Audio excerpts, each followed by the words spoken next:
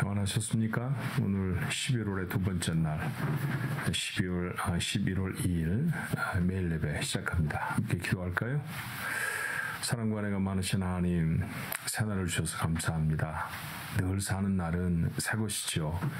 새 것으로 살았으면 참 좋겠습니다. 구원받기 전에 우리의 삶을 성경은 옛것, 옛삶이라고 했고, 구원받은 후에 우리의 삶을 새것, 새 삶이라고 했는데, 저희는 여전히 구원을 받고도 옛 성품과 삶을 따라 살 때가 참 많습니다. 오늘도 저희들이 기도함으로 하나님 앞에 나아가옵나니 새 힘 주셔서 하나님이 원하시는 새로운 삶을 살아가게 하여 주옵소서. 말씀이 오늘도 힘이 되게 하시길 소원하옵고 예수님의 이름으로 간절히 기도하옵나이다. 아멘. 함께 부를 찬송은요, 488장 이 몸의 소망 무언가. 잘 아시는 찬송이죠. 멜로디만 따라서 유튜브에 걸려있는 이 찬송을 들으시는 것도 좋겠지만 조용한 소리로 한번 따라 불러보시면 은혜가 더 되지 않을까요? 488장 이 몸의 소망 무언가. 함께 찬송합니다.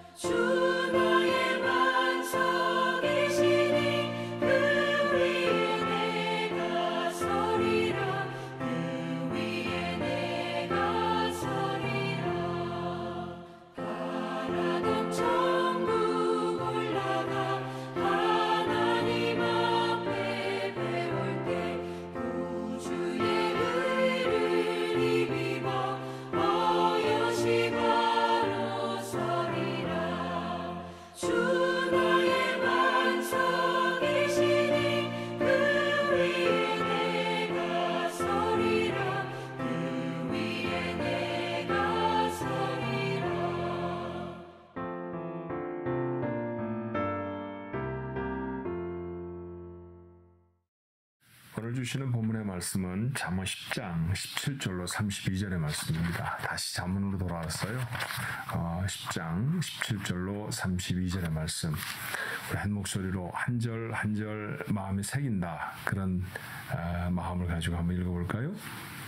훈계를 지키는 자는 생명길로 행하여도 징계를 버리는 자는 그릇 가느니라. 미움을 감추는 자는 거짓된 입술을 가진 자요, 중상하는 자는 미련한 자이니라. 말이 많으면 허물을 면하기 어려우나 그 입술을 제어하는 자는 지혜가 있느니라. 의인의 혀는 순은 같거니와 순은과 같거니와 악인의 마음은 가치가 적으니라. 의인의 입술은 여러 사람을 교육하나 미련한 자는 지식이 없어 죽느니라. 여호와께서 주시는 복은 사람을 부하게 하고 근심을 겸하여 주지 아니하시느니라. 미련한 자는 행악으로 낙을 삼는 것 같이 명철한 자는 지혜로 낙을 삼느니라.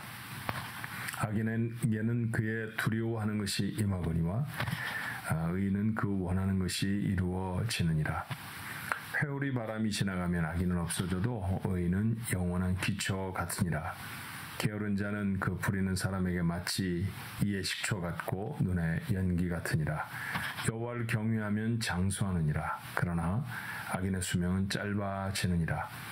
의인의 소망은 즐거움을 이루어도 악인의 소망은 끊어지느니라.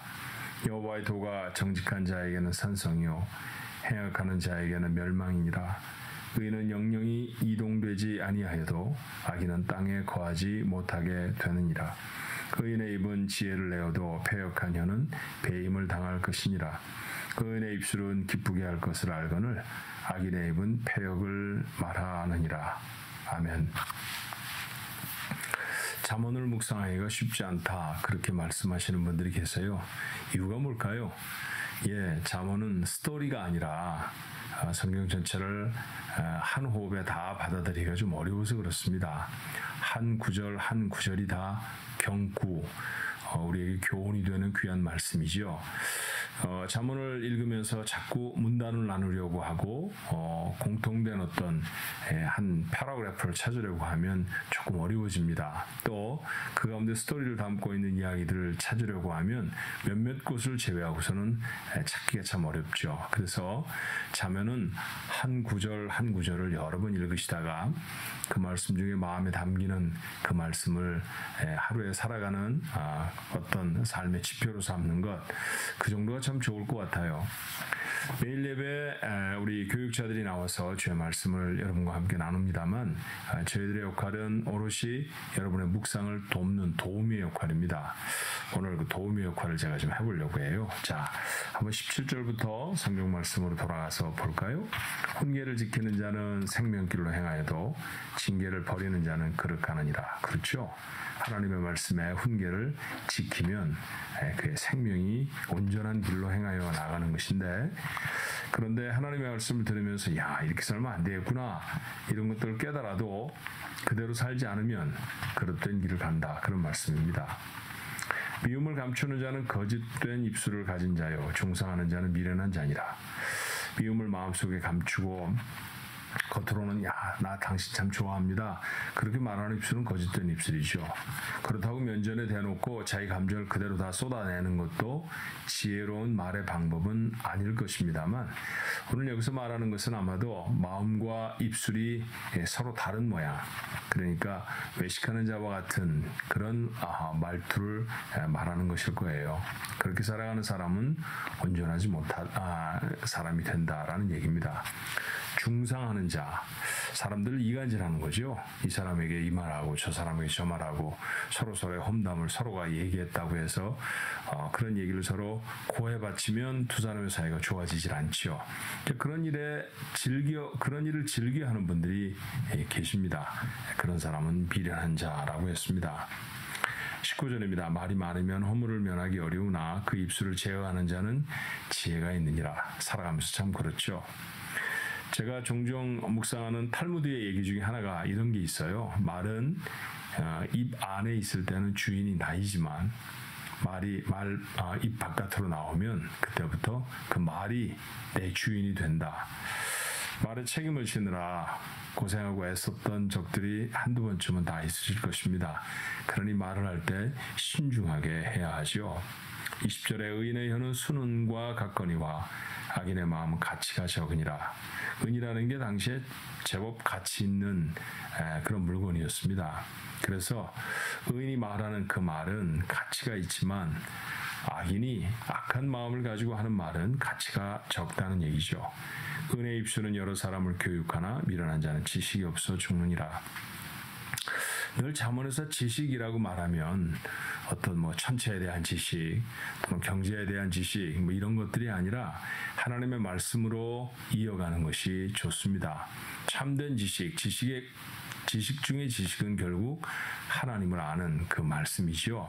그러니까 성경 말씀대로 다른 사람을 교훈하지 못하는 그런 말들은 그런 것은 가치가 적을 뿐만 아니라 사람들에게 결국 생명이 되지 못한다라는 이야기이기도 합니다.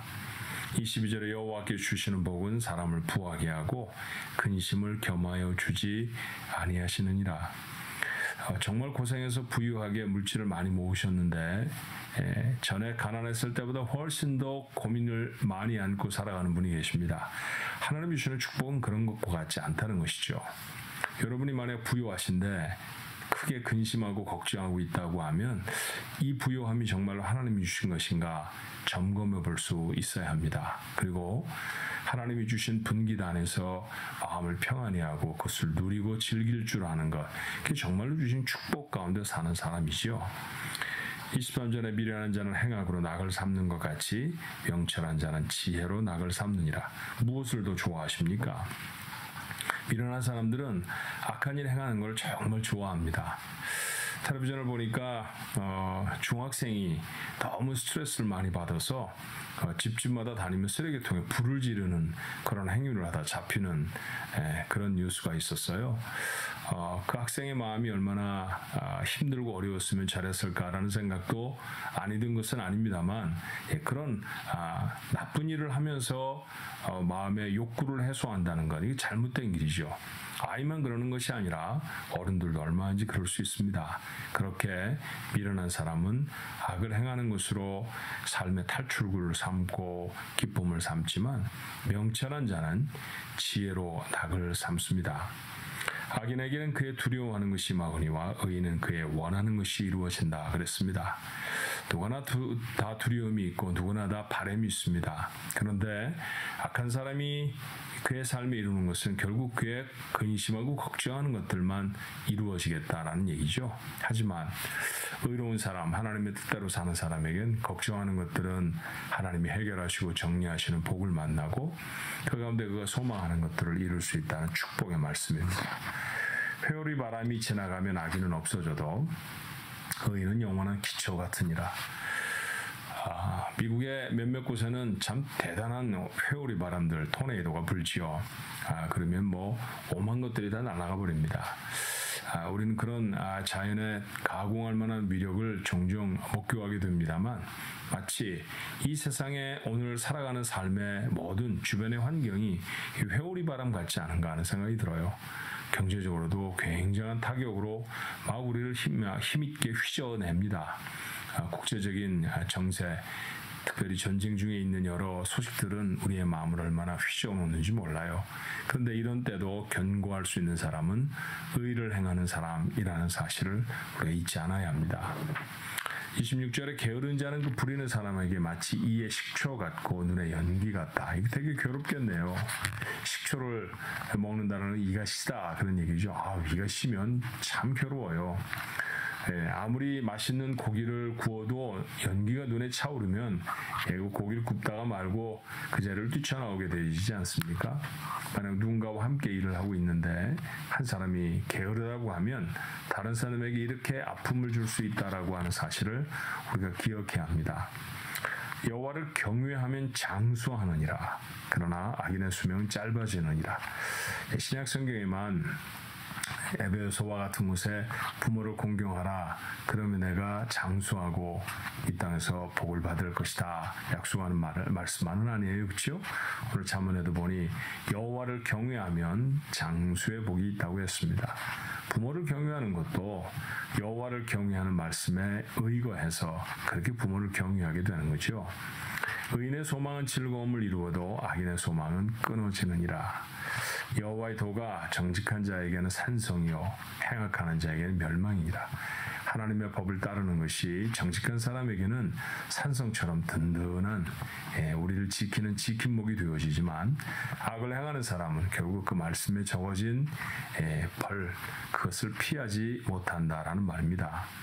의인의 영영이 이동되지 아니하여도 악인은 땅에 거하지 못하게 되느니라. 의인의 입은 지혜를 내어도 패역한 이는 배임을 당할 것이니라. 그렇죠. 의인의 입은 지혜를 냅니다. 사람을 살리고 그 사람에게 온전히 살아갈 방도를 가르쳐 주지요. 그러나 패역한 혀, 악을 행하는 혀는 결국은 하나님이 그 혀로 저지른 죄악들에 징벌하시겠다는 말씀입니다. 의인의 입술은 기쁘게 할 것을 알거늘 악인의 입은 패역을 말하느니라. 가깝게는 사람을 기쁘게 하는 것일 거고요. 조금 더 넓은 범주에서 말하면 하나님의 마음을 기쁘게 하는 것, 의인의 입술입니다. 이런 말씀을 쭉 저와 함께 나누셨는데 어떤 말씀이 마음에 담기셨나요? 그 말씀을 품고 사시는 거예요. 여호와를 경외하면 장수한다. 그러면 내가 정말로 여호와를 경외해서 이 땅에서의 삶을 온전히 꾸려나가야지. 이런 것도 괜찮겠죠? 오늘 특별히 말씀을 보면 입에 대한 말에 대한 규절이 참 많아요. 말에 대한 규절을 몇 가지로 좀 정리를 해보면 오늘 잠언이 말하고 있는 것은 3가지 정도가 아닌가 하는 생각이 들었습니다. 첫 번째, 말 많이 안 하는 것이죠. 말은 절제를 해야 합니다. 해야 할 말과 하지 말아야 할 말이 있는데 자칫 마음을 깊이 기울이지 않으면 하지 말아야 할 말들조차 튀어나오게 되잖아요. 그렇다고 하면 이런 위험을 줄이는 방법은 말수를 줄이는 것입니다. 조금 더 신중하게 생각하고 말하는 것이죠. 한 번 더 생각하고 말하는 것, 우리에게 필요합니다. 두 번째, 말에 대한 진리는 진실을 말하는 것입니다. 거짓된 것을 말하면 안 되죠. 말은 거짓을 말하기가 얼마나 쉬운지 모릅니다. 그렇다고 하는 이야기를 듣고 남에게 전하는 일은 그리스도인이 해야 할 일은 결코 아닙니다. 오늘 우리의 입술에 어떤 말이 담겼는지 한번 점검해 볼 수 있어야 할 것 같아요. 마지막 3번째로 우리의 말은 사람을 살리는 말이 되어져야 합니다. 누군가에게 교훈이 되어지고 누군가에게 삶의 지혜가 되어지는 말을 할지언정 누군가를 넘어뜨리게 하고 곤란 중에 빠지게 하는 말이 돼서는 안 되겠죠. 오늘 말에 대한 지혜가 좀 많아서 오늘 잠언의 말씀을 묵상하며 말로 난 이런 모습으로 살아야겠다 그런 생각을 하시는 분도 계실지 몰라요. 중요한 건 이런 것 같아요. 오늘도 우리가 하나님의 사람으로 살아가려고 하면 결국 하나님의 말씀을 따라 사는 게 가장 중요합니다. 하나님의 말씀을 들었습니다.